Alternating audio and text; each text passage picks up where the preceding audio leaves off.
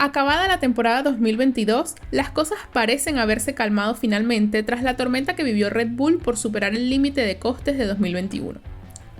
La escudería se vio obligada a asumir una multa de un poco más de 7 millones de dólares y una reducción del 10% del tiempo de pruebas aerodinámicas, mientras que los demás equipos han tenido que aceptar que el castigo termina allí.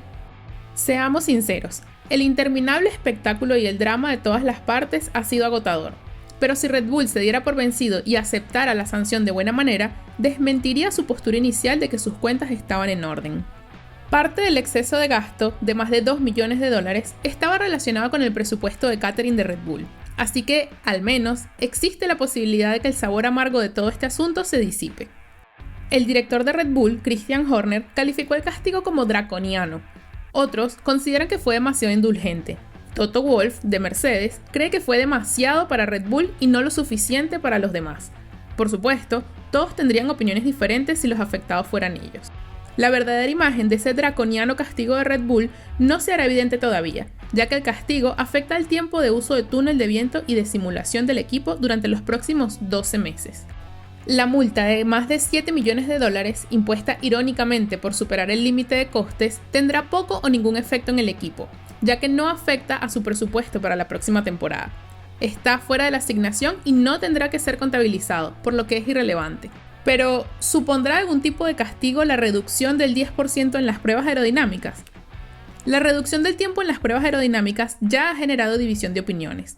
Horner dijo: "Puedo asegurar que sí es una cantidad enorme. Eso representa entre un cuarto de segundo y medio segundo de tiempo por vuelta. Un castigo que llega ahora, que tendrá un efecto directo en el coche del año que viene y que estará en vigor durante un periodo de 12 meses.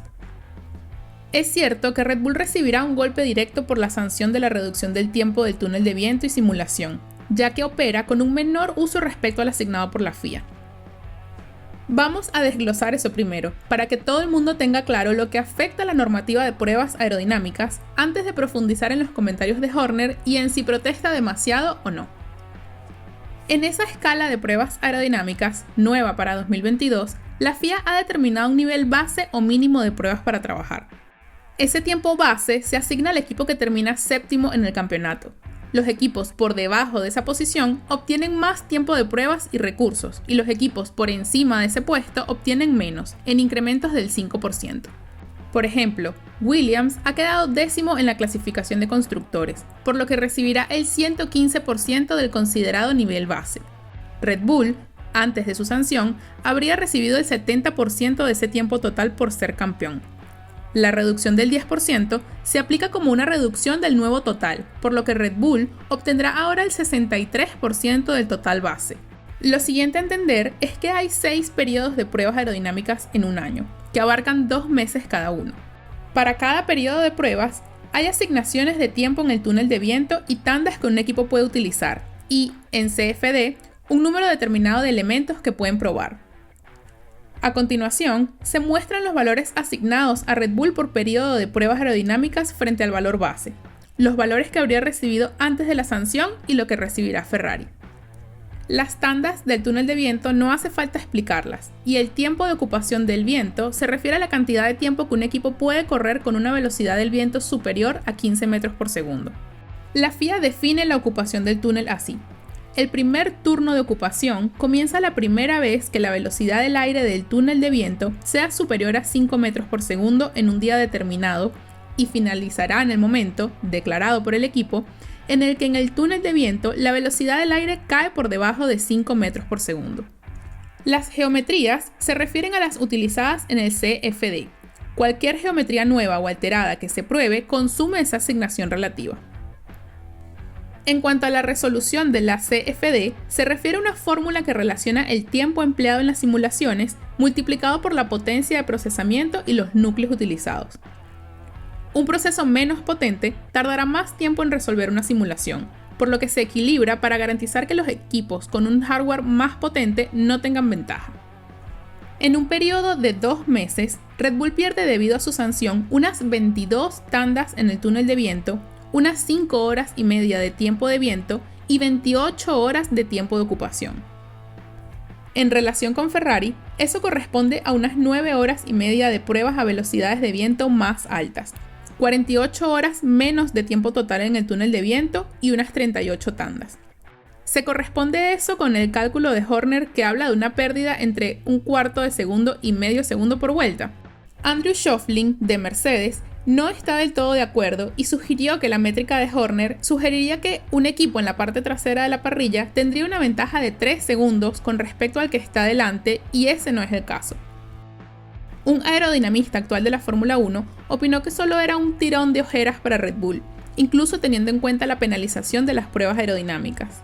Pero probablemente merezca la pena pedir la opinión de una persona o juez independiente.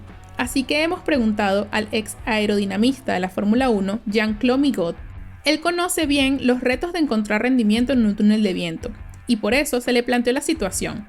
Si Red Bull ya está operando en el extremo más bajo de la escala de pruebas aerodinámicas y sufre una nueva reducción, ¿le costará al equipo tanto como sugiere Horner?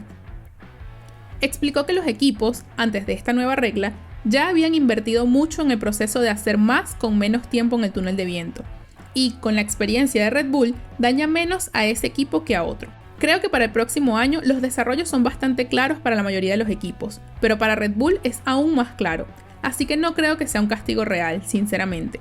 Es el mejor equipo para afrontarlo, si puedo decirlo así.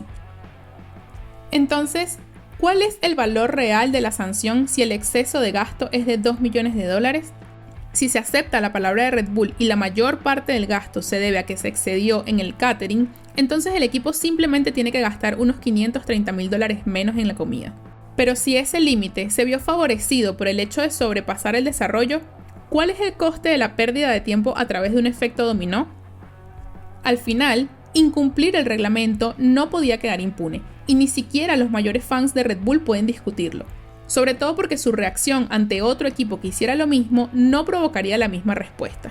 Por más que muchos quisieran que la FIA castigara fuertemente a Red Bull, al igual que hizo con McLaren durante el escándalo del Spygate de 2007, es difícil sancionar con un castigo tan grande dado que Red Bull cumplió plenamente con la investigación de la FIA. El efecto en el Red Bull de 2023, asumiendo que la mayor parte del trabajo de desarrollo ya está hecho, no será como el del coche de 2024. Aunque las restricciones del túnel de viento y del CFD podrían perjudicar ligeramente el desarrollo durante la temporada debido al tiempo de penalización de 12 meses. Quizás el gasto final de unos $7 millones, incluyendo el exceso de gasto y la sanción junto con la reducción del tiempo de pruebas, haya merecido la pena a corto plazo. Y eso es algo que la FIA debe supervisar para determinar si el castigo se ajusta al supuesto delito. Si Red Bull pierde sus alas y pasa los próximos años sufriendo en la parte baja de la parrilla, entonces habrá sido demasiado una sanción dura. Pero sospechamos que, en el mejor de los casos, solo le supondrá un inconveniente pequeño. El equipo aerodinámico tendrá que sufrir recortes en consecuencia, pero la pérdida de casi medio segundo de tiempo por un par de tandas en el túnel de viento cada semana parece una exageración. En resumidas cuentas, parece que Red Bull no va a sufrir demasiado.